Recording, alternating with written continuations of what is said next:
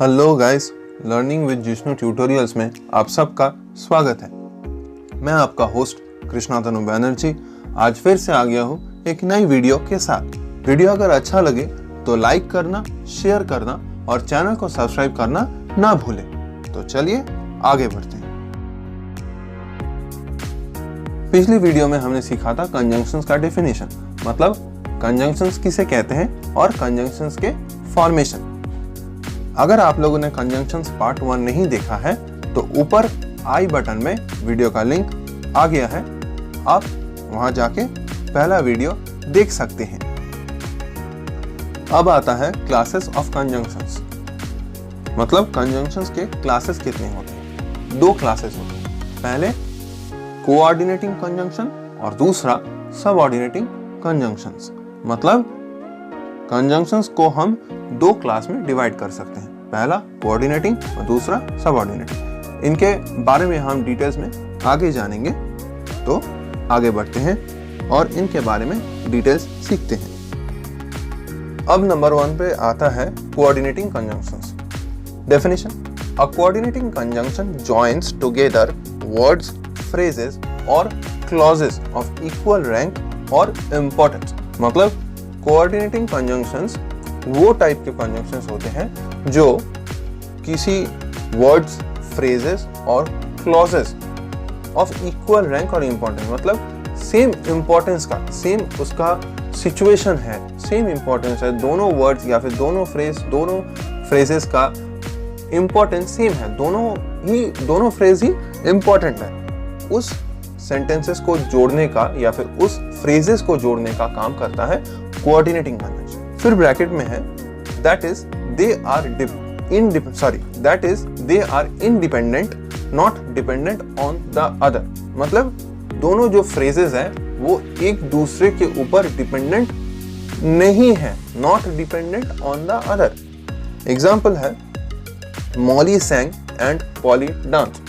अब मॉली के गान गाने के साथ पॉली का डांस करना, इसका कोई रिलेशन नहीं है, दोनों एक दूसरे के ऊपर डिपेंडेंट नहीं है, लेकिन दोनों ही अपनी जगह में इंपॉर्टेंट है।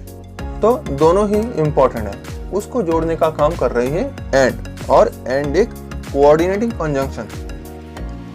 नीचे देखिए, the 2 statements Molly sang and Polly dance are of equal rank and none is dependent on the other for its meaning. So, and in the sentence does the work of a coordinating conjunction. जैसे कि मैंने पहले बताया था कि and coordinating conjunction का काम करता है। आप यहाँ पे पॉज करके अच्छे से पढ़ ले तो समझ में आ जाएगा। अब आता है subordinating conjunction. Definition: a subordinating conjunction joins a clause to another clause where one clause यानी कि subordinate clause is dependent on another clause और principal clause for its full meaning।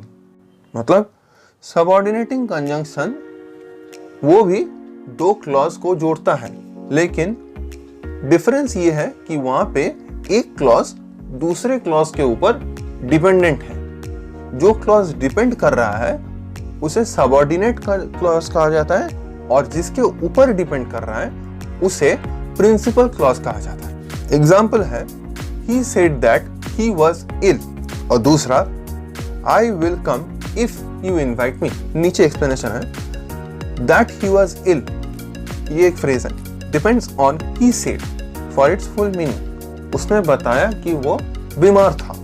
Independently that he was ill has no sense।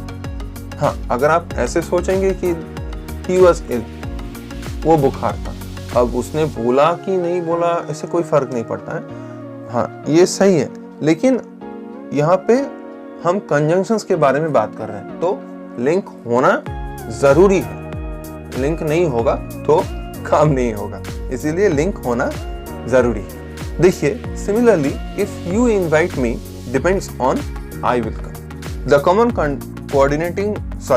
common subordinating conjunctions are after, before, when, where, why, how, till, unless, though, although, if, that, because, for, since, as, then। ये सब subordinating conjunctions है। अगर समझ में नहीं आया तो फिर से सुन लीजिए और वीडियो को पॉज करके पूरा जो एक्सप्लेनेशन दिया हुआ है उसे अच्छी तरीके से पढ़ लें तो समझ में आ जाएगा। Types of coordinating conjunctions. Number 1, cumulative. ये एक टाइप का कोऑर्डिनेटिंग कंजंक्शंस है। मैं पहले आपको बता दूं कि कोऑर्डिनेटिंग कंजंक्शंस 4 तरह के होते हैं। पहला क्यूम्युलेटिव, दूसरा अल्टरनेटिव, तीसरा एडवर्सेटिव और चौथा इलेटिव। नंबर 1 पे आता है cumulative. Those which merely add or connect one statement or word to another। Cumulative कौन होते हैं? जो सिर्फ एक स्टेटमेंट या मतलब कुछ स्टेटमेंट या फिर वर्ड को जोड़ते हैं बस, और कुछ काम धंधा नहीं है, बस इतना ही काम है। दे आर एग्जाम्पल्स हैं and, also, too, as well as, both, and.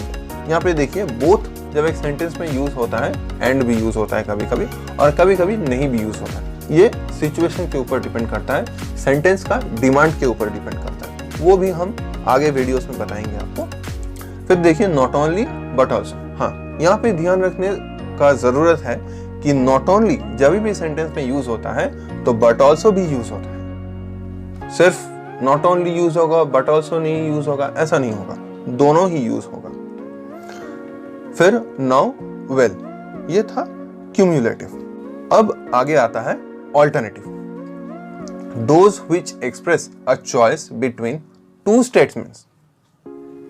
मतलब 2 स्टेटमेंट्स के बीच में एक चॉइस, या तो ये या फिर ये, या तो उस बच्चे को चॉकलेट चाहिए या फिर आइसक्रीम चाहिए।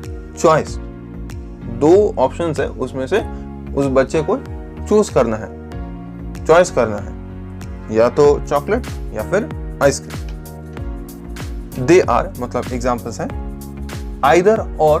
देखिए आइदर जब होता है और भी होगा, नाइदर नॉर, नाइदर जब होता है नॉर भी होगा, अदरवाइज, एल्स, और।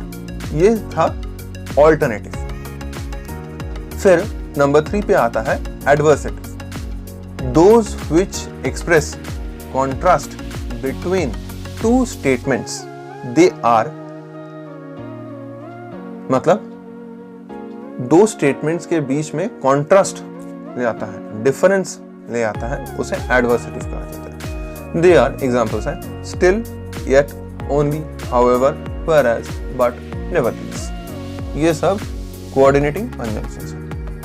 अब आप लोगों का काम ये है कि ये कोऑर्डिनेटिंग कंजंक्शंस को यूज करके, चाहे वो क्यूमुलेटिव हो, अल्टरनेटिव हो, एडवर्सेटिव हो या फिर इलेटिव हो, इलेटिव मैं अभी समझा दूंगा, तो ये चारों कोऑर्डिनेटिंग कंजंक्शंस को यूज करके एग्जांपल्स आपको लिखना है कमेंट सेक्शन में। ये काम आपको करना है। अब आता है illative. Those by which one statement और फैक्ट इज प्रोवाइडेड और इन्फर्ड फ्रॉम अनदर। मतलब जब एक स्टेटमेंट से दूसरा स्टेटमेंट इन्फर्ड होता है, मतलब एक रिजल्ट के तौर पे आता है, उसे इलेटिव कहा जाता है। एग्जांपल्स हैं therefore, for, so, then, so then. एक एग्जांपल मैं आपको बता देता हूं देयरफॉर से। देखिए एग्जांपल है ही वाज इल, देयरफॉर, या फिर so he could not come office. अब वो ऑफिस क्यों नहीं आ सका था, आ पाया था, क्योंकि वो बीमार था। He was ill so he could not come to office. हमारा वीडियो आज यहीं पे खत्म होता है। कंजंक्शंस पार्ट 2 यहीं पे खत्म होता है। अगला वीडियो यानी कंजंक्शंस पार्ट 3 जल्दी आ जाएगा। अगर आपको ये वीडियो अच्छा लगा है तो लाइक कीजिए, शेयर कीजिए और चैनल को सब्सक्राइब करना ना भूलें। हम आपसे मिलेंगे अगली वीडियो में। तब तक के लिए देखते रहिए लर्निंग विद जिष्णु ट्यूटोरियल्स।